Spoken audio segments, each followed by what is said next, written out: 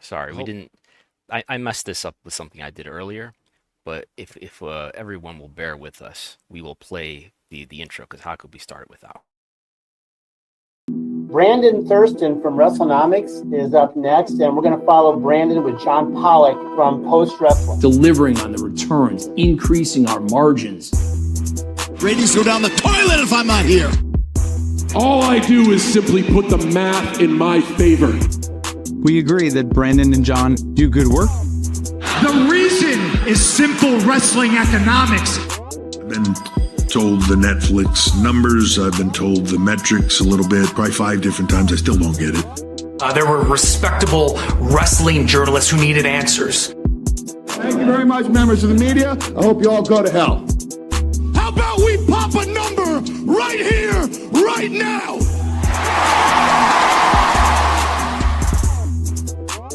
Whole part of the show, man.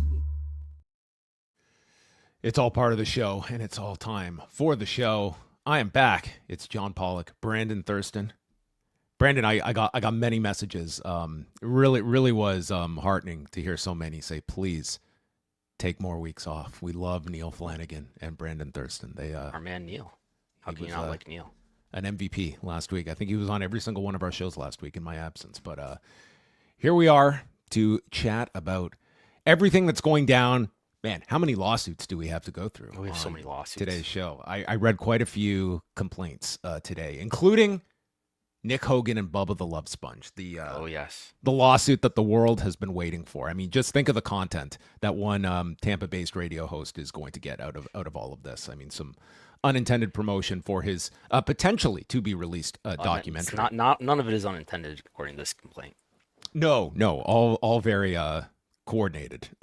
But that will come later. That pales in comparison. We'll have an update on the Liv Morgan stalker case. Is Dr. Carlon Colker a public figure? I know that over the last weeks, that is the question that everyone has been going to bed. I was thinking about this while walking my dog last night. Is he a public figure? The man who was dubbed a celebrity doctor, is he a public figure? We'll talk about that. We've got Bushiroad financials. I know everyone is just salivating. How are New Japan and Stardom performing? TKO announcing a bunch of, hey, are you a stockholder of TKO? Your dividend news is going to be great today. We'll talk Everyone's pay got doubled. Yeah. UFC rights got doubled. Everybody's pay, well, the shareholders' pay got doubled. Never mind. Yes. Fighter wages got what? Status quo. We'll see.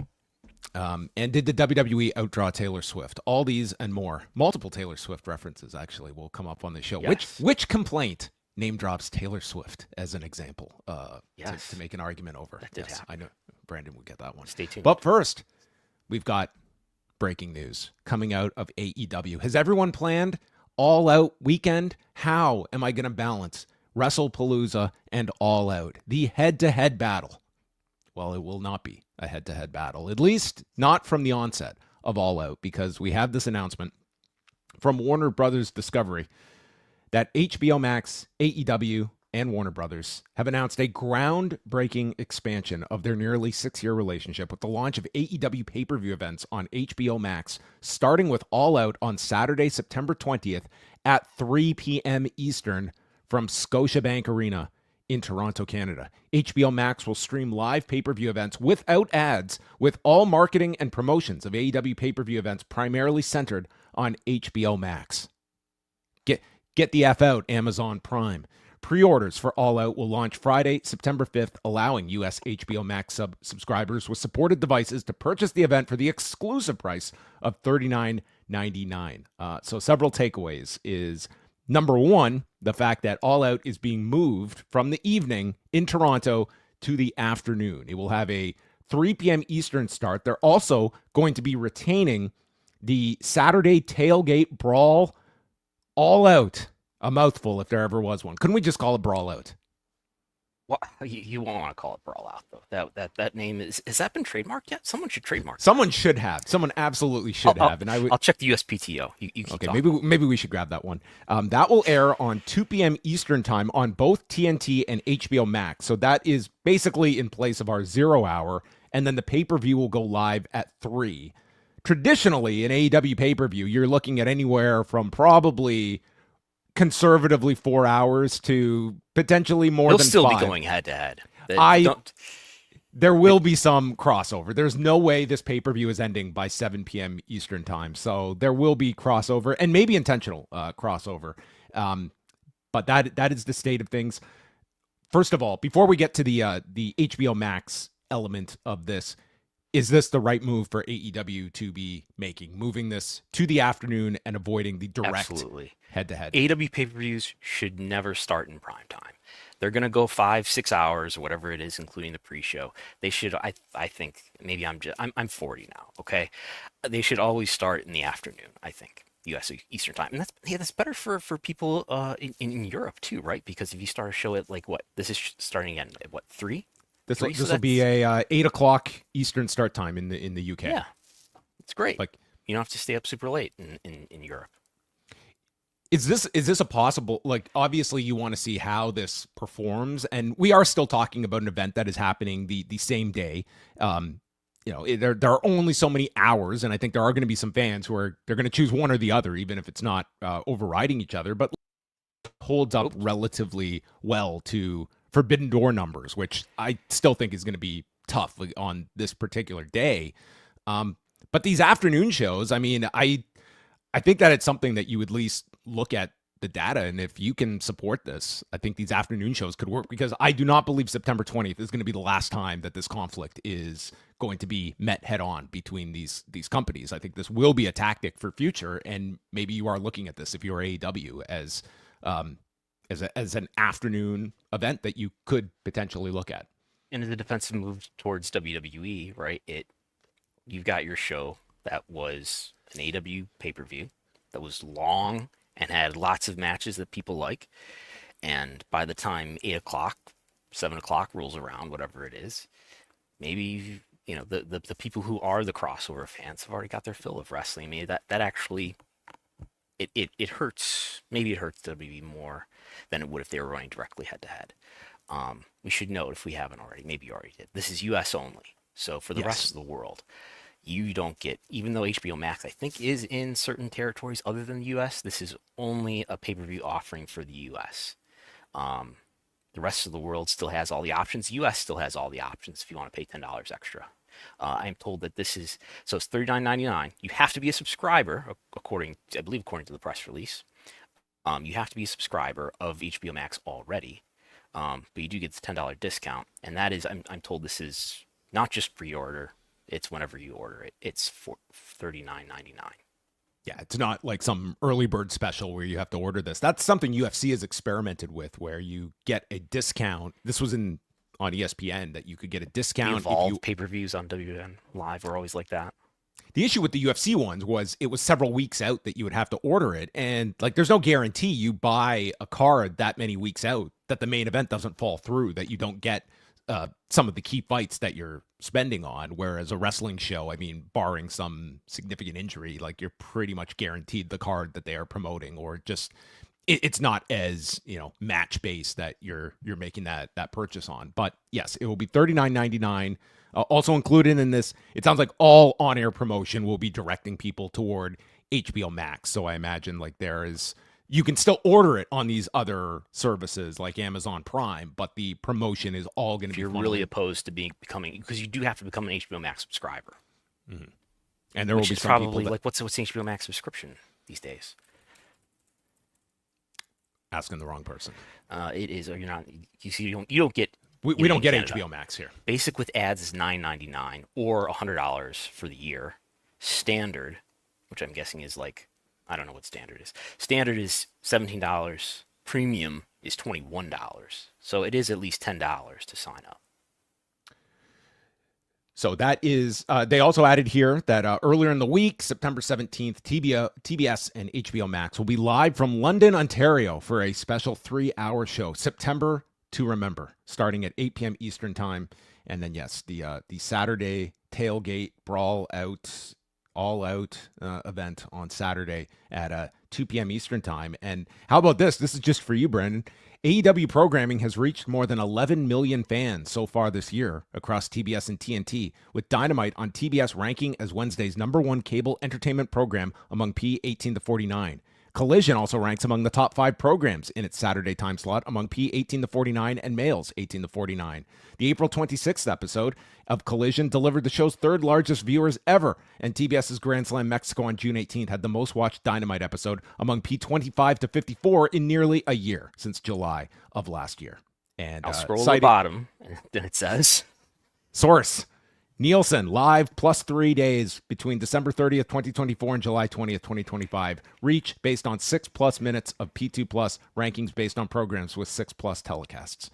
So it explains why we're not seeing Dynamite do 11 million viewers on any given week. I guess this is the number of unique people from what time period? From the beginning of the year to date who have watched 6 minutes at any point live plus 3 days. Following all that, a lot of people tune in and watch at least a little bit of Dynamite or Collision. I think, is Collision included in here? I love how we have a press release all about HBO Max that cannot disclose any. How many HBO people? How many Max people watched data. on Max? 11 million? Maybe it's 11 million. Maybe it's 100 million. All right. Well, there you have it. We will see. This your day can conceivably start at 2 p.m. on TNT and just continue till God knows what hour that WWE has their ESPN show. Of how late that one goes. So it's going to be a long day of wrestling, but I will say a more manageable one for people. I think largely this will be met positively by people that were hoping to watch both shows, and the fact that I'm going to be at this show, I will definitely take the afternoon start time. So you're going to the show now? Tentatively, I'm going to this show. Is this the thing that made the difference? Which the afternoon? No, The start time. I was going to be going regardless, but I definitely embrace the afternoon start time over the evening. Okay. I think they're still going to go head to head. So I think it'll be interesting to see if there's any ESPN simulcast. Has been hyped in the press releases announcing this ESPN. What are we calling this streaming service? ESPN DTC? ESPN Unlimited? I think they've been calling it ESPN Unlimited. They're marketing it as just ESPN, but everyone else is just trying to differentiate from ESPN, the linear network. Because they're trying to learn from the mistakes of HBO Go and HBO Max and whatever else. There's another one in there, but I forget. So it'll be a Saturday night, right? It's hard to imagine that there won't be college football games on in prime time on both ESPN and ESPN2. So I don't know if there's going to be space. I have looked at the TV schedules, and they almost go out. I mean, if you look at, this is not an official website of ESPN's, but if you look at Saturday night on ESPN2 and ESPN, you see college football scoreboard is on at 7. So I don't know. We're right at the edge where this guide is still updating. So maybe we'll get a clearer picture. Or maybe there's a college football TV schedule out there that I haven't found yet. But unknown if this is going to be a simulcast on ESPN as well as the app. At minimum, I mean, you would assume that WWE is going to do their traditional pre-show, and that could air, that could stream on ESPN, and I would imagine I could see them going even earlier in the afternoon of just getting people onto. Started at 3.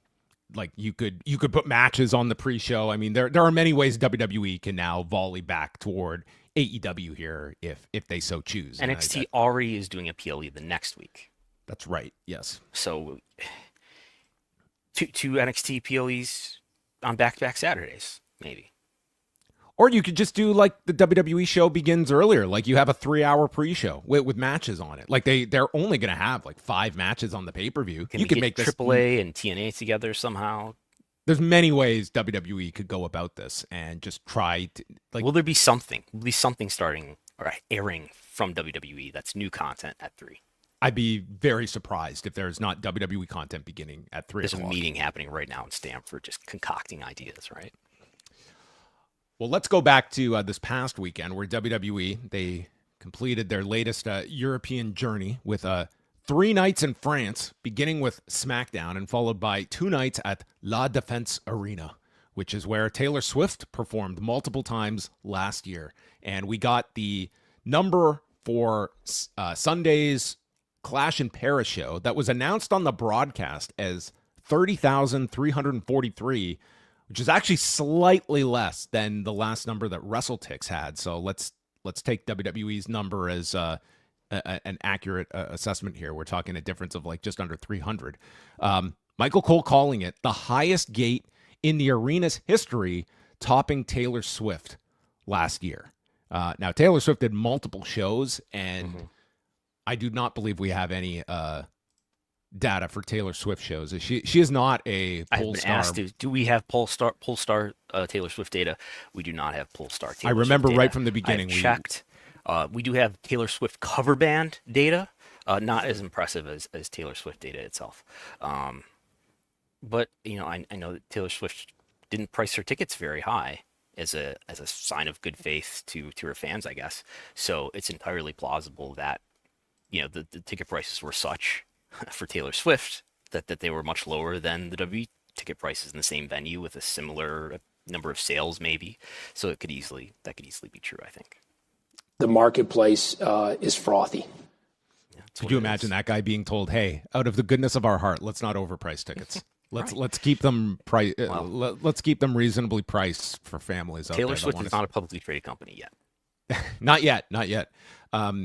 So yeah, we didn't get the gate figure, but needless to say, there were probably some exorbitant prices paid. And then coming back Monday for Raw, they announced on the broadcast 23,169 at the same venue. So we're talking about 53,000 people between two nights plus Friday in Lyon, France. So maybe per capita, this is Mark Shapiro's new favorite touring spot, France. Rare to find venues that are of this size, right? That are not stadium level 60,000, but are much larger than 20,000. Yeah, I saw some people that were. I was looking back at reactions to Taylor Swift running this venue, and there were people surprised because there is a 80,000 seat stadium that she could have run, but she opted to do this one instead. But it was across multiple nights, so I don't know if there's something in between there, but I think it would take a lot for WWE to graduate. I mean, this place can hold like 45. It's not like WWE sold out this venue on either night, including Clash in Paris. But I think the ticket prices probably played a factor in that as well, because I would think they, at a reasonable price point, I think they easily could have put 45,000 people in here. Sure. But we're not interested in reasonable these days. They announced 11 dates for next January, which will lead into the Royal Rumble. So we're going to get multiple live events, which are a very rare occurrence these days, unless they are international. They'll do a SmackDown in Berlin on January 9th. They're going to do a Raw in Germany on the 12th of January. SmackDown in London, returning to the O2 Arena, and then a Raw in Belfast, Northern Ireland. This is being categorized as the road to the Royal Rumble, which is going to take place in Saudi Arabia, although they have not locked in a date yet, or at least announced one publicly for Saudi Arabia. But obviously, you would think that it's going to follow this tour while they are over there, presumably the following weekend of January. You would think so. You think it would be, unless they're going to do more dates here. I mean, that 19th is January 19th is the latest date there. That's a Monday. That's a Monday. I mean, you could probably figure wherever that Friday SmackDown is going to be. You would think that would have to be overseas. And then the Rumble on the Saturday or Sunday would be what I would think. Yeah, maybe it leaves a lot of in-between time there for that. Maybe there will be more dates, unless they're just, I mean, do they usually do an international tour in January? That's not when they do international. No, right? No, this is specifically for this Saudi Arabia show. I mean, they never go overseas at this time of the year. Right, and they've been doing Royal Rumble at the end of January, even it's been in early February, so maybe there's another, there would be 2 weeks to get to February. I don't know. TKO made a series of announcements today. The first is that TKO, for all of you fans in Las Vegas, don't worry. They are not going to be leaving the T-Mobile Arena anytime soon. They have extended their exclusive partnership today with the arena, which opened up in 2016. This landmark multi-year partnership will go through 2030, reinforcing the venue's status as the official home for UFC and WWE in Las Vegas. The renewed agreement guarantees a minimum 4 annual UFC events and 2 WWE events at the iconic arena, further cementing Las Vegas as the global epicenter of combat sports and entertainment. How exclusive is this exclusive deal you think that they have on this venue? It means AEW and PFL are not going to be running the T-Mobile Arena anytime soon. I The think press that's what it release means. doesn't say that. I did do a control F for AEW. It didn't come up. PFL, nothing comes up either. I don't know. You'd think they would be scared off of doing exclusivity agreements on venues following the MLW lawsuit. But who knows? They've been quite ambitious in being very competitive with their competitors who they don't think about. Yeah, it also mentions in this press release, of course, that Raw and SmackDown will be at the T-Mobile Arena next April for WrestleMania. So I guess those are your 2 shows that you're going to get with WWE next year. Yes. TKO's also announced a 100% increase to its quarterly cash dividend. TKO has announced that its board of directors has authorized a significant increase to its quarterly cash dividend program. TKO's Class A common stockholders will now receive their pro rata share of an aggregate distribution of approximately $150 million from TKO Operating Company LLC to its equity holders, representing a 100% increase over the prior program. How much was TKO's birthday present to 80-year-old Vince McMahon with this announcement? So let's see. As of last count, Vince McMahon has over 6.4 million TKO shares. He has not sold all of his shares, despite what some think. He has not sold all of his shares. He is, other than an Endeavor, of course, or he's supposed to call it WME, which has the majority of TKO shares. And there's banks that have larger portions of TKO than Vince does. But he has a lot. So he will go from getting just $2.5 million every quarter to getting $4.9 million every quarter. So on an annual basis, what is that? That's going from $9.8 million just in dividends to $19.6 million in dividends based on this 76-cent per share dividend. Also, they made sure to note in this press release, too, there's also a stock buyback program that they are still participating in. Great time, according to this press release, to be a TKO shareholder. We got a quote from Mark Shapiro. On the heels of our... Did you read this quote already? Stop me if you did. No, On the heels of our UFC and WWE US domestic media rights renewals and the strong earnings and cash flow profile they provide, alongside the continued strength and momentum in our underlying business, we are proud to double TKO's TKO's quarterly cash dividend. As I report, I have to bring it up. As I reported several months ago, a lot of employees were unhappy about the compensation, the lack of raises that they were getting, the cuts to certain benefits that had happened since the closing of the merger in September 2023. But who gets taken care of the best in especially a publicly traded company is the shareholders. Shareholder value. If you're looking for principles, guiding principles, it's always shareholder value. A unified platform, more personalization, more customization. That's what they're all about. Proud to double the dividend. The stock is trading at almost $186. It has not seen well, there was a spike this morning, but it's kind of just petered out. So that's how the stock is performing with this news. Yes, and I did do the math. So they're saying that this is a $150 million quarterly dividend, right? And if you multiply that by 4, that gets up to, I did the 600 million. TKO generated well over $4 billion in revenue. I did the math earlier. It's something like 12% of their revenue. By to think about athletes in other industries who get a certain percentage of the revenue via collective bargaining, who get like 50% of the revenue. NFL players, I think it's like 48%, something like that. So shareholders only getting about 12% of the revenue here. All right, let's continue, and we'll take a look at ROH's Death Before Dishonor that went down on Friday. Brandon, did you get to catch the show on Friday, which was made available free to everyone after they underwent some technical streaming issues? They just made the decision to put the entire card up on YouTube for everybody to watch and get to see Bandito and Hechicero have a spectacular 36-plus minute match. No, but I did look at what the view counts were for this show. What did we hit?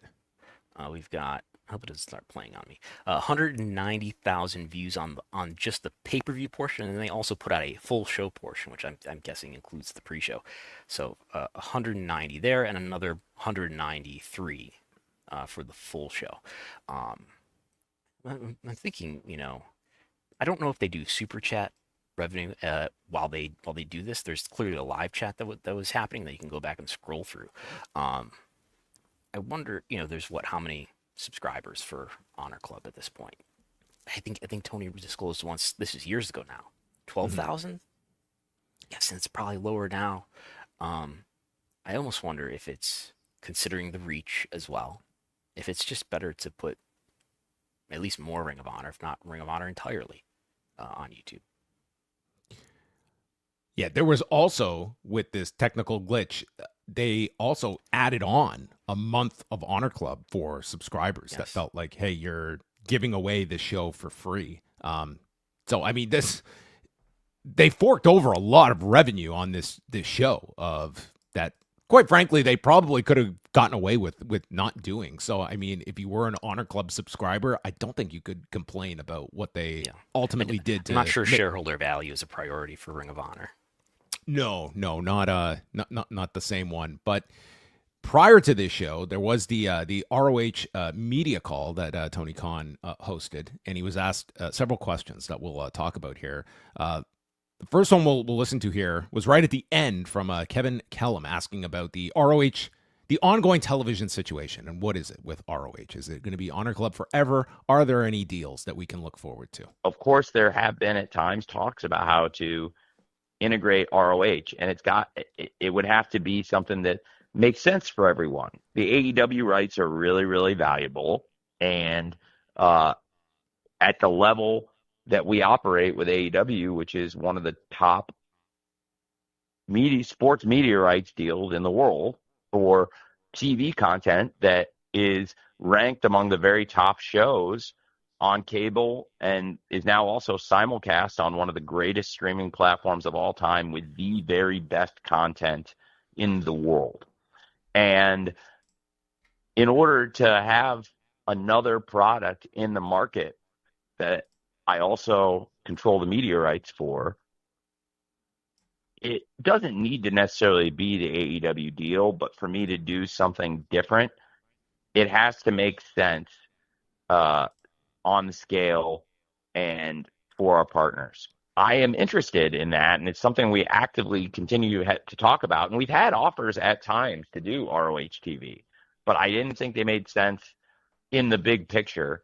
The deal would have to be something that makes sense in the scope of the AEW deal and not be so far off what we do with AEW, if that makes sense. Does that make sense? Not specifically. I mean, he's got something in mind there, I guess, but he's not saying what is the sense that has to be made. I take it that it's got to be something that is not going to upset Warner Brothers Discovery. Yes. That CW obviously was enough that Tony Khan did not want to venture outside of the WBD family when they had kicked the tires on ROH programming. And when you look at that, if that is a restriction, whether self-imposed by Tony Khan or externally, it's going to greatly, we have seen largely what WBD's interest is in pro wrestling, and it's been contained to AEW. And with this last deal, it was less wrestling that they wanted out of it. They wanted to expand the Dynamite and Collision onto HBO Max, but without Rampage, without the Saturday night specials. So it's, I don't think there's this craving for more wrestling, especially non-AEW branded wrestling. I really would like to know, to what degree would it matter if Ring of Honor, which is not AEW, ROH Acquisition Company LLC or whatever their actual corporate entity is, it is apparently owned and controlled by Tony Khan. But like if they went to CW, I'm looking like CW is 12.5% of its ownership is WBD itself. So like would WBD be mad that Ring of Honor, which is not AEW but a related company, is doing business with a network that they have a significant portion of ownership with? I mean, I'm sure there's more to it. I don't know. All right, Bushiroad, we'll move on. They reported their year-end financials because Are we going to talk about IATSE or that later? Oh, yes. We have to get to this. There was a question asked about Deonna Purrazzo that went, I believe, 17 minutes. Yeah. Almost 17 minutes in length. I blame John Alba. Yeah. That was the longest answer. But Bill Pritchard from WrestleZone got the shortest answer out of Tony Khan. I wanted to ask about the union protests that started outside yesterday. I know this seems like a venue issue, but obviously it complicates things because they're kind of encouraging people to boycott AEW and ROW shows. ROH shows. I just wanted to see if you had any feedback on what's going on. And no, I don't. Thank you. Okay. Thanks. Thanks. Yeah. Priceless. What was so amazing is that, I mean, how many times do we reach out for comment? This was one of the rare times AEW did provide a comment on the record about this situation. Astonished. And in this situation, Tony wasn't going to touch this one at all. I mean, not even reiterating the statement day they put before out. they'd given a statement saying that this is a dispute between the venue and the union. We have a great relationship with IATSE, and we'll continue to work with them, but it's between them and the venue. Yeah, is Scabby making his way to all 7 dates? Scabby the Rat. Scabby the Rat. They've announced on Facebook has a new name. Have you seen this? No. It's Roger the Rat. Oh boy, to be named that's a deep cut. The CEO, named after the CEO of 2300 Arena, Roger Argentiani, I think is how you say it. Does that limit where Roger the Scab can teleport to various locations that are maybe Well, he doesn't have to teleport very far because the IATSE Local 8 office is right across the street from 2300 Arena on South Swanson Street. I should just mention, too, Jack Wannen and I will have a report, should be coming out this evening, with follow-up with interviews from Roger Argentiani as well as a representative of IATSE. Okay, we'll look out for that on postwrestling.com later on tonight. Both Brandon and Jack did great work on this last week, getting comments from all different sides as these protests have continued throughout AEW's residency, which goes into its 4th show tonight in Philadelphia, and then back Saturday with 2 more dates next week to complete the 7 altogether. Yes. Now we'll move on to Bushiroad's financials. So their fiscal year ends at the end of June. So for 2024 through 2025, they reported $43 million in revenue for the year. That was down from $45 million in 2024 and down from $47 million in 2023. And Brandon has given us some graphs to follow along here. Of that $43 million in revenue, that translated to $1.2 million in operating profits, which is well down from $3 million the year before. So it really does tell you the margins at which Bushiroad is operating on when it comes to their sports division, which largely contains New Japan Pro Wrestling and Stardom as well. And keep in mind, New Japan and Stardom, which is the sports unit, is a fairly small percentage of the company. I think I have something out here in terms of this is revenue, I believe. They only had a Japanese version of these slides available. We're looking at information from Bushiroad's investor relations website. They only had a Japanese version of this until this morning. So I spent all this time running the Japanese language through Gemini AI to translate it to English, and then they just dropped something in English this morning. In any case, this is I believe 6.3 billion yen is what the sports unit consists of out of 188 billion. So a fairly small portion of Bushiroad overall is pro wrestling. But they did acknowledge a few things. They did acknowledge that New Japan's attendance is not great. It says despite they sort of published conflicting comments here, but okay, one of these says, despite the announcement of key wrestlers leaving, no, they did not name Okada and Ospreay, but attendance has been maintained. But earlier on, it does say out here, despite the remain steady. They did say that the attendance is somewhere here, despite. Okay, maybe I'm confused. Billing momentum increase. Anyway, I don't know. I thought they wrote somewhere that it. Okay, sales of New Japan Pro Wrestling decreased because the number of visitors did not increase, which I think is translated Japanese for the attendance did not increase. They do highlight that Stardom had its record attendance of 7,503 fans at Yokohama Arena. And Stardom had key talent leaving too. We get Hiroshi Tanahashi and Aaron Wolf highlighted prominently here. Are you excited for the debut of Aaron Wolf? Yes, I mean New Japan is hungry like a wolf for this guy to turn business around. I think that's going to be the story of 2026. Out with the old, in with the new. Yes. So yes, no mention here of House of Torture and what damage it's doing to the confines of Bushiroad sports unit here. But yes, a very very simplistic here. New Japan sales decreased because the number of visitors did not increase. Yes. And that's definitely true when we looked at the G1 Climax attendance, even though that the G1 is after this period ends, right? Because this is June forward.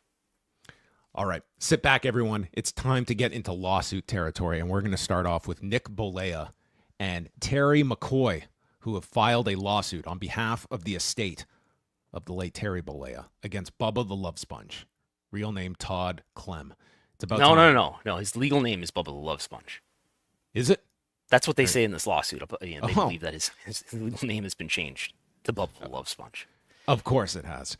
So Bubba the Love Sponge, who we will refer to as his legal name, is facing a lawsuit over a yet-to-be-released documentary. And they are suing over copyright infringement, federal trademark infringement, and a breach of contract over a 2012 settlement that they believe Bubba would be in violation of by releasing this documentary, on top of how he's been promoting this documentary, which is, you can't knock the title here. Video Killed the Radio Star, the untold story of the Hulk Hogan sex tape scandal.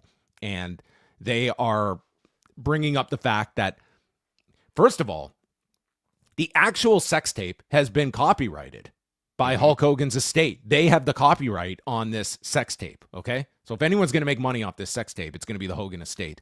And by Bubba, imagine, like he wanted to protect it so that nobody else could use it. I suppose this was copyright to prevent stuff like this happening. That this is not going to be something that can be utilized. And obviously, this documentary was going to be using the Hulk Hogan trademark that again belongs to his estate, and clips from the sex tape that would all be in violation of this. Now, the settlement agreement, when the sex tape was first published on Gawker, led to a lawsuit against Bubba and his then wife, Heather Clem, which resulted in a settlement that's included in the complaint but is redacted. So we don't know what the exact agreement was in that settlement, other than they are stating this would violate the terms of that settlement from 13 years ago. Yes, there's lots of Bubba social media posts here. So I think you've read this too. Like, reading it over, this reads like a defamation lawsuit, because they're going through all of the Bubba the Love Sponge talking about rumors of what Hulk Hogan's medical condition is in the months leading up to his death. It's really painting a picture of Bubba the Love Sponge as being a sensationalist, of being a rumor monger, of getting possibly private health information that may have broken HIPAA laws. But this is not a defamation case. They are alleging copyright and trademark infringement, which are different things. They're alleging that because of this documentary that's going to come out, which it has not been released, but there is a trailer that includes a clip of the sex tape, which is the copyrighted work. They're alleging that that's copyright infringement. They're using Hulk Hogan trademarks, they allege, which they allege is a violation. And they allege that Bubba has violated some kind of settlement agreement between Hogan and Bubba. We don't know what what the nature of that is, because all of that is redacted and sealed. And what I don't think TMZ reported is that the Nick Hogan side, which, by the way, this is Nick Hogan's lawsuit, as well as somebody named Terry McCoy. Not even Bix was sure who that was, but apparently he's a financial advisor of Hogan historically, who's presumably taking care of Hogan's estate along with Nick. So they have asked the court for an emergency temporary restraining order to prevent this documentary from coming out. Which there's all sorts of events coming up. It's supposed to be a premiere. Something's happening on Friday. It's about to be released. Yeah, Bubba is apparently hyping up the pre-sale and kind of juicing his audience to get the pre-sale numbers up to a certain amount to help the algorithm. I would love to hear Bubba break down the algorithm. And then it's going to be released publicly September 12th on iTunes, Apple, Amazon Prime, Google Play, Hulu, and Bubba the Love Sponge's YouTube channel. So this is imminent that they're planning to release this, and they're going to be doing a screening on Friday in Tampa with their estimating 350 to 400 people. So, I mean, they would be, in essence, Nick and Terry McCoy would be, wanting a ruling immediately on this, because this screening is supposed to take place and the pre-sale is going to begin. And this gets in legal territory that I don't want to talk about with any definitive opinion or thought, but it gets into fair use, and can you use the sex tape as fair use? That, I guess, that's what's being litigated. How is the judge supposed to decide whether or not it's fair use without viewing the documentary? Imagine you're the judge in this case. You're forced to watch this documentary. So we'll see what happens. The clock is ticking, and last I looked, the judge, whoever the judge is going to be, hasn't been assigned yet. No. Other things mentioned here. Yeah, I mean, they are accusing Bubba of using Hogan's death to promote this documentary. And I mean, they go through just all the different theories that Bubba has made. Now, some of them, I mean, there has been some weight attached to them of the fact that, that there was a complication from his surgery. But then, he's talking about everything is couched as, this is my opinion. And you can see him, like, in the text here, it's almost like he's skirting around these theories to try and avoid, defaming anyone. But this includes suggestions of a cover-up that Sky and Nick had something to do with Hogan's death because they stood the most to gain from it. And as well as just a lot of comments that are embedded in this complaint of Bubba on the air, stating how he wishes this documentary could be out now because they could capitalize off of Hogan's death while it's such a prominent national news story, but they have to wait for legal clearances. And it's constant here. And it does granted, this is from the plaintiff's perspective of things, but I mean, they're directly quoting him in all of this, of just Bubba's desire to get this documentary out when Hulk Hogan is such a national news story because of the timing of his death, and that they had been working on this doc for years. And it's like, hey, we hit the gold mine here.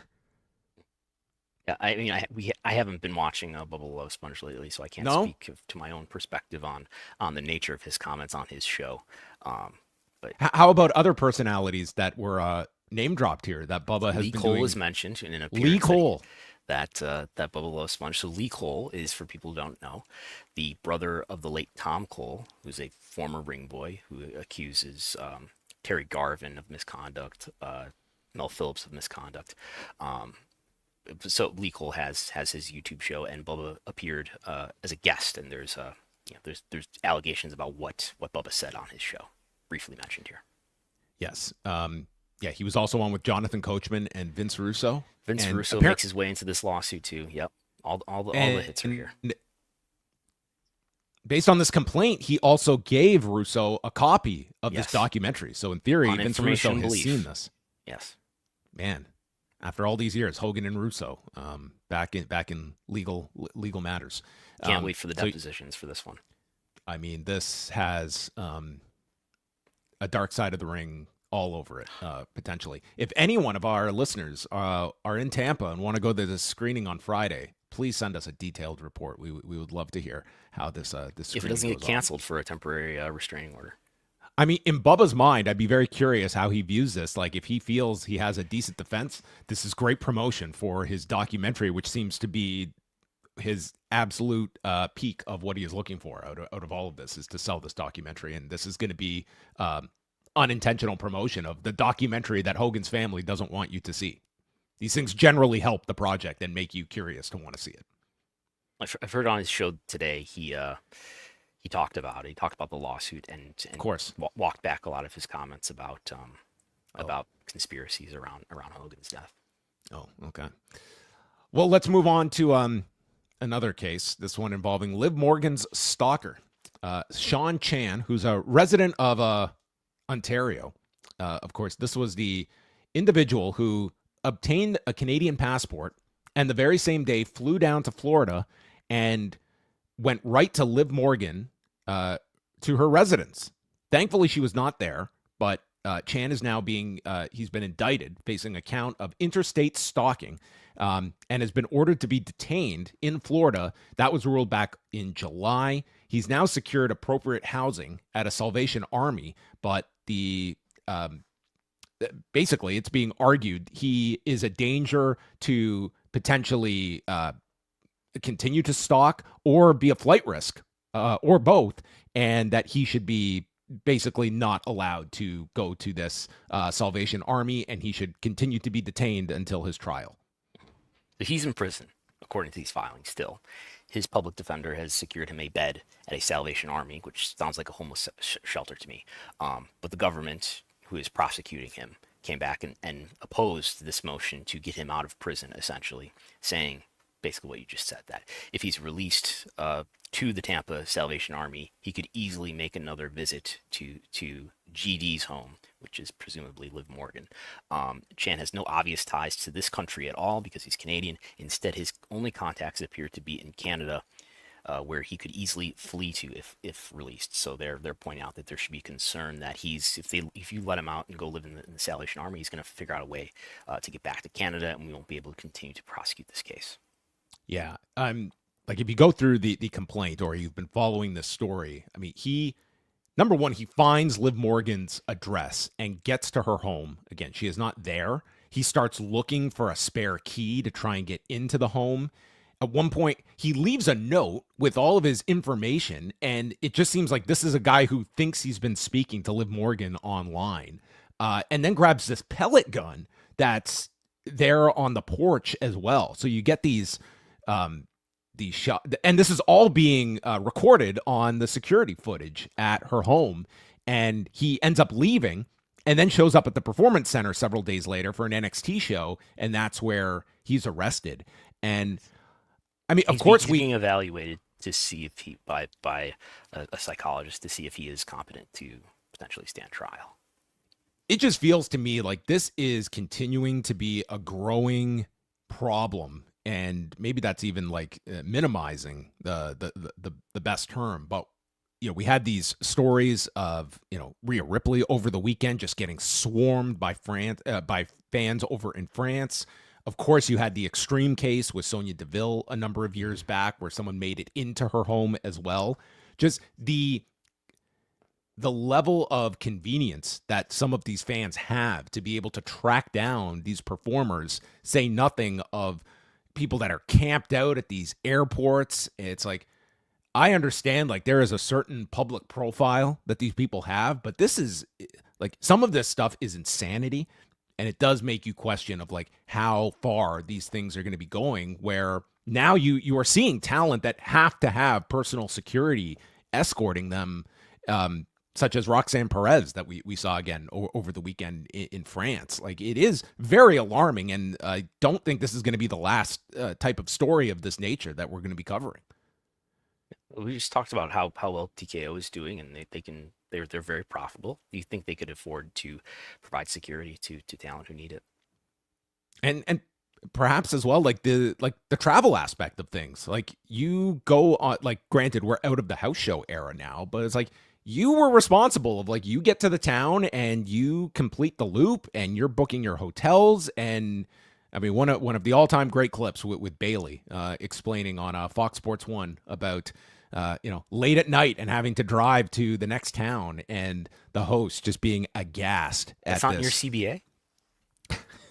Yeah, we don't do that in this particular industry. That's maybe that's the personality of Bailey that I would like to see introduced on television. Ann Callis and Dr. Carlon Colker. Our continued focus on this.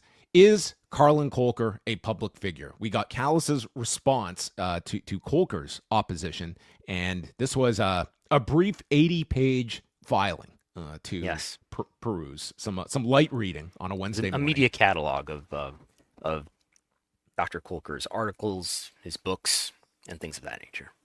Yes. So Ann Callis is arguing in this that, well, she's responding about the fact that she shouldn't have had to even state that Carlon Colker is a public figure. It's obvious. And this is where we get the reference to Taylor Swift by Ann Callis in this, as I will pull up the excerpt from here. But this argument is logic. If someone like Taylor Swift, undeniably a public figure, were to bring a defamation action that did not include the allegations, what her profession was, or any facts about her background, she could be deemed not a public figure. Yes. Is Carlon Colker the Taylor Swift of celebrity doctors?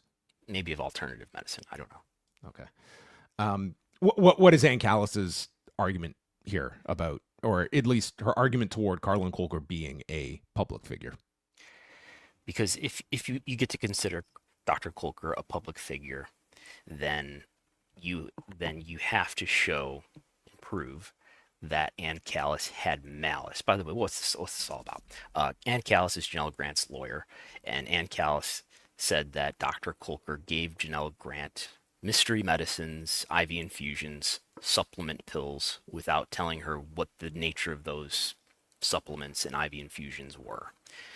Dr. Colker vehemently denies this, has filed this lawsuit against her for defamation using Donald Trump's defamation lawyer. So he's alleging that the medical records, they're both citing the medical records to support their cases. Callis' side shows the medical records, and to say that, look at all these medicines that he was giving her. Colker cites them to say, well, look, she was clearly involved with her treatment. And it will help Colker if he's considered a private figure and not a public figure, because then he won't have to show actual malice, which means that Ann Callis was reckless about the truth, wanted to hurt him. They wouldn't have to show that if he was a public figure. Does that follow? Yes. Yeah. She's also arguing in this that in the medical records that Carlon Colker had cited in his opposition, that they are cherry picking 23 pages out of a total of 270 that comprise all the medical records, and basically stating that, there's 247 pages unaccounted for in all of this, and it's like you're using these 23 pages to support your argument in the opposition. Yes. So I guess you could look at the medical records and say, well, just because there are records of what medicines or supplements or IVs she was treated with, does that necessarily mean that she was involved with her treatment? I mean, there's a record of what she was given, perhaps, but does that necessarily mean that Janelle Grant knew what she was being given? And does that necessarily mean that Ann Callis therefore didn't tell the truth? And in fact, in Colker's view, because Ann Callis had access to these medical records when she made the comments, in Colker's view, Ann Callis should have known that what she was saying was not true, which is not true according to Colker, of course. Yes, and they also list here in the exhibits some of the books that Carlon Colker has put out, including 5 Golden Rules to Eating for Extreme Muscle Size. You ever read that one? Get Your Head in the Game by Carlon Colker, published by Muscle and Fitness. Another one here. Meet Carlon Colker, the personal health guru behind Kristaps Porzingis, published by Vice in January of 2018. Another exhibit. Unlocking the Secrets of a Celebrity Body with Bieber's Dietary Guru, published by MTV News in August of 2016. Piven's doc, If You See Him Eating Seafood, Call My Office, published by ABC in December of 2008. And it goes on here of different various publications that have covered Dr. Carlon Colker in their argument that he should be constituted as a public figure. No mention of a Bigger, Faster, Stronger that he does make a brief appearance in. Yeah. I mean, like a classic public figure, which they're trying to point out is Taylor Swift, right? Or whoever the president of the United States is at any given moment. As I said last week, I didn't know who Dr. Carlon Colker was before these lawsuits became something that we were covering. He might be a limited purpose public figure. I don't think that that's going to be decided probably at this motion to dismiss stage anyway, which means it would get beyond that unless the judge just believes that there's no way that Ann Callis could have been lying when she made her statements about Janelle Grant's experience with Dr. Colker while having the medical records that are related to that experience. All right. Before we wrap up the show, we have a few more topics to get to, but we're just going to take a quick commercial break. WWE on Netflix is truly the best thing ever. But there's one catch. Not everybody gets that. A lot of you are still watching WWE the old school way, on cable, dealing with boring commercials while I'm enjoying uninterrupted action. Let's fix that with today's sponsor, Surfshark VPN. Thank you, Stephanie. Surfshark VPN, who's getting just unlimited free promotion from all wrestling podcasts this past week. I've never heard of this VPN service, but I am sure NBC Universal and ESPN have now heard of this VPN ad. What are the odds we're going to hear this ad again on What's Your Story with Steph McMahon? We'll see. How do you think ESPN feels about that? I'd be pissed if I was spending all these billions as I'm trying to maintain my cable presence. I'd be pretty upset if I was NBC Universal or ESPN. We didn't discuss in our discussion about the battle of September 20th that's coming up. This is kind of a day where, more than at any point previously in the United States anyway, this is kind of two pay-per-views going head-to-head, considering, I mean, almost. A little less than half of the pay TV universe will have access to this, I think. But the majority of the United States will not have access to ESPN Unlimited. So they will have to pay $30 if they want to watch WrestlePalooza. Or they could pay, or they can do both. They can also pay $40 on HBO Max to watch All Out. Because this is a new experience for W fans who haven't been watching wrestling before 2014.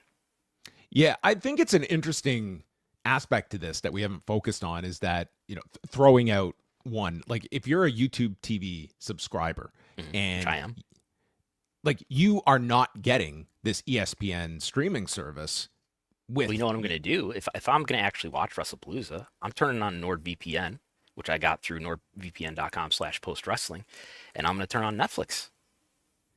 Well, that's what I think a lot of people, like, it's not just the idea of, convincing someone to buy a regular pay-per-view. It's the mentality that I'm already paying for this and I just chose the wrong carrier that's going to cost me $30. Or you just live in an area where you can't get the right carrier. That's it. So it's like I'm getting bilked for something that is, it's just I'm on the wrong carrier system, and I don't know if too many people are going to be switching carriers just for this ability. But you could cancel your cable and sign up for Fubo, which I think does have access to this. You could, but are enough people going to be doing that for a wrestling pay-per-view? Some might. Like if you're watching every pay-per-view every month and you're not getting the ESPN Unlimited, like maybe you're going to make. Or if you're an NFL fan and you want to get the games on streaming. Yes, but and she couched this as a way to avoid watching the commercials for all WWE programming. She didn't necessarily couch it as a way to avoid having to pay for ESPN Unlimited. Not just commercials, boring commercials. Boring commercials. Do you remember the other Unlimited, before there was ESPN Unlimited. Do you remember WWE Unlimited? This was a concept in 2005 when WWE moved back to the USA Network, and they introduced this idea. I remember that. Yeah. That was this great. This was their pitch. It would essentially be like what you get now on Netflix, where they would air through the commercial breaks, but on WWE.com. So what they would do is they would actively send you away from the USA Network during the commercials Go to your the computer. website. And this lasted like 2 or 3 weeks before USA Network put the kibosh on this. There's no commentary. I really liked it because it was a way to watch WWE without commentary for a few minutes. Yeah. So I mean, they would shoot things during the commercials. Like they tried to incentivize you to go to the website, but therefore ignoring the boring commercials that Stephanie was, bogged down by watching on USA Network. So, I mean, that was the attitude of USA Network in 2005. I don't think this is a massive deal. It was just kind of, it was just hilarious to hear somebody in WWE that, I mean, they have these multiple billion-dollar deals with entities that are very much trying to keep cable preserved, and while if you're also NBCU or CW, just the same as ESPN. You're promoting a way to circumvent your most valuable business partnerships. I mean, this is, don't buy the pay-per-view. It'll probably be on a torrent site the next morning. Like, we're not that many, degrees of separation from that argument here from Stephanie McMahon. I'll raise it because I know it's being discussed. Is this revenge for ESPN's haphazard rollout of ESPN Unlimited? Of not having all of their carriers in a row? All the carriers aren't there. The messaging is a little confusing. We don't know whether to call it ESPN TTC or ESPN Unlimited. Do I already have access to this or not? Well, let me ask you this. Because when the ESPN deal was first announced, we were all of the assumption that they were going to run till March with Peacock, and then you'd have WrestleMania to have the official ESPN launch. Now they're moving it up to September 20th. You're going up against AEW. I mean, is this the ideal time for WWE to be launching on ESPN versus next year when you would have the biggest event of the year? And by the end of this entire football season, how many more carriers might be offering this, at least for the first several months, that this would have maybe been a more clean launch? Because I guarantee you on September 20th, there's going to be a lot of wrestling fans that are not going into the weeds about whether they get this ESPN Unlimited or not. Right. And there's going to be a lot of confusion that day, which is not going to be the case for AEW. It's going to be just a typical pay-per-view purchase like you always do with the addition of HBO Max. And there's absolutely going to be confusion for, like, how do you even explain this if you're on WWE programming? Do you think they're going to go carrier by carrier of who gets this, who doesn't? They're just going to be promoting this is on ESPN. Go sign up for ESPN. I have a pie chart that they can use. Maybe it's time that they give you a stern warning that you're an idiot if you're not on. Name me a carrier that is offering this. Spectrum has it. Spectrum has it. DirecTV streaming. See, DirecTV streaming subscribers only, not the traditional satellite customers. I think. Oh, that's going to be a mouthful for Michael Cole. Yeah, just figure it out. See if you can log in. If you can't, pay $30. Well, it'll be, There's going to be growing pains, is all I'm saying. And like that day, not to mention the fact that there is going to be a lot of, they are going to be putting a lot of demand on this live stream on September 20th. It's like maybe this goes without a hitch, but you can certainly foresee that there is going to be some level of confusion that day for people and for these first several months while this is being rolled out. And it's for some, like, that's going to be a tough $30 to spend when they know that alternate carriers, you could get it, you just get it with your service. And like, clearly they wanted this to coincide with the rollout of this service 1 month after it had launched. I imagine ESPN just decided that, wrestling, WWE is a really strong product to have if you're launching a streaming service, whether that was the W Network or Peacock, and that should help them, right? But it's also going to be the trade-off of WWE, which has enjoyed a really big reach relative to prior history for its pay-per-views. All of a sudden, that's going to go in the other direction, because I'm sure this is going to be, it's probably going to be the least watched WWE PLE in quite some time. We didn't mention on the Clash in Paris show, they did give a on-screen thank you to Peacock and specifically Rick Cordella for helping out WWE, and Cordella did respond and said thank you for taking a chance on Peacock 5 years ago. Yes. Have you ever thanked Bonnie Hammer on air? I don't think Bonnie Hammer has ever. Maybe she's been mentioned in passing at some point. Very, very important person at USA Network for WWE, especially in 2005. But yes, there we have it. The streaming battles continue. Okay, well, Brandon, I wanted to place this near the end. This is your story to convey to us. It says here, petitioning the Las Vegas Convention and Visitors Authority for records related to WrestleMania in Las Vegas. What can you share about this? You've told me some of these details. So the Las Vegas Convention and Visitors Authority is the local government entity in Las Vegas that has helped attract WrestleMania to Las Vegas this year, presumably next year too.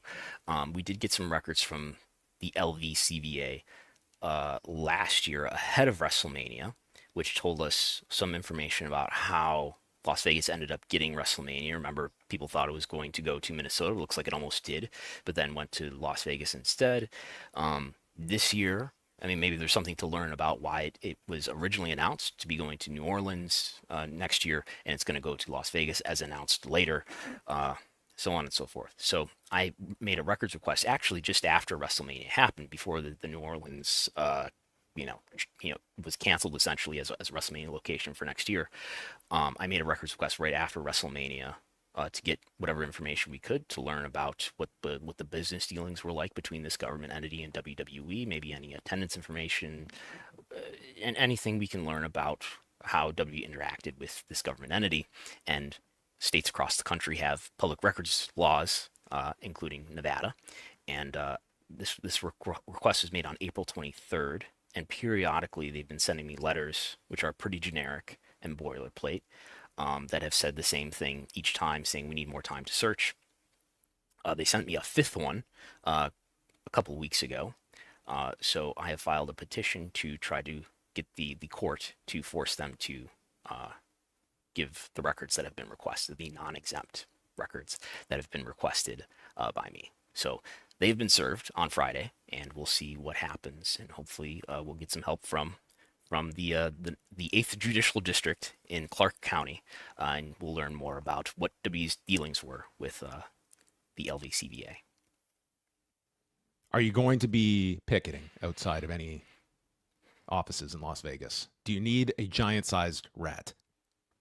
No. All I needed was a petition. I filed a petition. It's like a 6 or 7 page petition explaining why they are not following the law. They have delayed, and they're supposed to give a reason. The law states that the government agency, if they're not going to provide the records within 5 days, they have to set a date where at the earliest time at which they will release those records. And if they miss that, they have to provide a reason why they've missed that date. And they haven't provided a substantive reason. All they have said is to explain why they need more time to search is essentially to say, we need more time to search. So that's, I argue, a violation of the Nevada Public Records Act. I mean, that's what these entities are supposed to be, fulfilling these requests. So don't F with Brandon Thurston. Okay, that's your takeaway from this. All media inquiries can be sent my way. Okay, I'll be your spokesperson throughout this ordeal. Finally, ratings news from the last couple of days. Let's go back to Raw from a week ago on August 25th. They did 2.6 million views, 5 million hours viewed, ranking 6th globally and in the top 10 in 14 different countries, including all the way up to number 5 in the US, 7th in Canada, and ranking in other places such as India, UK, Mexico, Saudi Arabia, and Singapore. So fine numbers overall for Raw. Do you want to break this down? Yeah. Are you sure? SmackDown on Friday. tape delayed show from Lyon, France. This did feature John Cena appearing on the show with Logan Paul. Fell to 1,147,000 viewers. That was down 9%. And if you take out the FS1 episodes of SmackDown during the Fox era, this would be the lowest viewership in SmackDown's history. The demo was down 20%, registering a 0.28, which was still second for the night on cable and third on all of television behind two college football games. So speaking of all-time lows in college football, I don't know if you've seen your inbox, the collision ratings, the Saturday ratings. I've got them here. And 100, we don't have any reports ready, but we do have the programming insider information. 195,000 viewers for collision. This is Saturday at 8. This is not a preemption. No. And live go show. ahead. You say your turn. You say the demo. A 0.04 in the 18 to 49 demo. That my analysis, not good. So this is the lowest 1849 since February 1st, according to my spreadsheet. Or they were not in preemption, or were they in preemption? I'm scrolling over to look.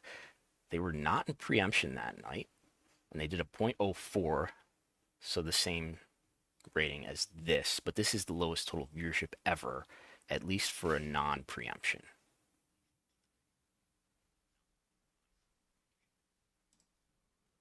So did not strike people as a must-see show for the Collision from Philadelphia on Saturday. I mean, they were up against a ton of college football. That pretty much dominated everything. You had ESPN games, FS1 games, Catch of the Day, a Hallmark movie. I don't know how much that took a chunk out of Collision. We got a Big Bang Theory rerun college football on Nick at Night. Might be, yeah, but could be a prelude of what is to come this college football season for Saturday nights. And this might, I mean, if this becomes kind of your baseline numbers this season, I mean, it is going to revisit the thought of Collision as this Saturday night vehicle for TNT. But at least for this week, yeah, that's a pretty bad number for a live edition of Collision. All right, let's do a super chat. Jake from the Windy City. Do either of you have any sympathy for AEW and Tony Khan with WWE's counter-program attempts to play devil's advocate? If you keep poking the bear, you can't feel upset when the smack gets laid down on you. Is he talking about like AEW being the bear that is poked, or vice versa? I'm guessing he means that with Tony Khan sometimes tweeting, provocative things and saying, which is definitely something he has not happened this year. Pretty much eliminated from his repertoire. I wouldn't say there's like necessarily sympathy. I mean, this is a wrestling war, but I think generally, the public sentiment is that this is a tactic that is being precipitated by one side. I don't think AEW is courting this, but I mean, that is the WWE playbook, and you can not necessarily have to feel bad for AEW, but they are being placed in the defensive posture to have to react rather than they being the ones that are engaging in this and counter programming the other way around. But like that's what's happening here. So you have to make those decisions. And I'm sure for AEW, they look at, okay, there is like for All in Texas, the decision was made like, listen, this is our big show. Are we going to move to the afternoon for the betterment of our business, or are we going to, not back down from this head-to-head challenge? And they made, I think, the best business decision, as I feel they are here, to move this to the afternoon. But I think ultimately it's like, I guess, what is at your disposal if you are AEW to retaliate in such a way? Reschedule your show to 3:00. Well, yeah, like that's. Like, is that viewed as a win for WWE by them moving? I don't know if it is. I don't think it should be, because I think that is the right thing for them to do, even if there was no AEW show, or if there was no W show. I think that is the better thing for them to do for the sake of the length of their shows and for the sake of international viewers on the Eastern Hemisphere. I don't know that I have sympathy for Tony Khan and being having to compete hard with WWE, but I think it is an opportunity for him. For AEW to further differentiate itself and to present itself as an underdog that's going up against a much larger, more powerful company with various media partners. And I think there's that aspect put together with what we're just talking about, the consumer friction that WWE is asking their fans for, especially the United States, where they're not just on Netflix, but they're on Netflix, they're on NBC Universal, they're on CW, they're on ESPN, they're on Tubi, they're on all these different media platforms that you may have to subscribe to that you're not already subscribed to. There's that complication, along with now attendances are still really good for WWE. They did great in Paris, but those ticket prices, I understand there was a chant during Clash at Paris that if you translate it from French, means we have no more money because the ticket prices were so high. AEW, with its relative ticket demand, I'm sure is charging considerably lower ticket prices. It's an opportunity to differentiate yourself as a more fan-friendly product. We're in one place. All you got to do is either subscribe to cable or subscribe to HBO Max, and you can watch all the AEW content that there is, whereas the other guys are asking a lot more of you in terms of how you engage with media and in terms of what they're asking you to pay for ticket prices. It's just what it is. I mean, it's an eat what you kill world.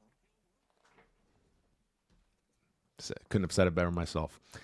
All right, that's going to bring it into the show. Thanks for the super chat, Jake, and for all of you for tuning in. We are going to sign off. I am back tonight with Wei Ting. We will be live after Dynamite at the 2300 Arena, and you can look out for Jack Wannon and Brandon Thurston's follow-up report on the IATSE Local Number 8 versus 2300 Arena, and maybe a quote or two from Roger the Rabbit. Roger the Rat. No, we did not interview him. No? Okay. No, we have not. We'll look out for that, postwrestling.com, and Brandon has always got reports coming, including a big breakdown of this collision number, which will be dropping at patreon.com/WrestleNomics and WrestleNomics.substack.com. Anything else you want to throw out there, Brandon? Just the usual. You have stats for July and August that are up. July and August live event market comparisons, which are not a little bit complicated by the fact that they're doing residencies, that is AEW is, but we also have the market comparisons for all of AEW's events as well as all of WWE's events for July and August, and the averages. This is all based on WrestleTix data, and the averages by event type: Collision, Dynamite, Raw, and SmackDown. And as always, there's always the data reports for each and every episode of Raw, SmackDown, NXT, Dynamite, Collision. Every new episode, there's a new report with not just TV ratings, but attendance information, as well as YouTube information. All right. And as well, it is open house week at Post Wrestling this week. So if you would like to catch the entire live XL edition of Rewind to Dynamite tonight, you just have to sign up to the free tier at postwrestlingcafe.com. That will also give you access to Thursday's Rewind Away, where we are covering the 1993 Survivor Series starring Bruce Hart. So that is going to be dropping on Thursday for everybody to check out. We will speak with you next Wednesday. We're here every week, 1 p.m. Eastern Time, Wednesdays at WrestleNomics and Post Wrestling, and we'll speak with you next week.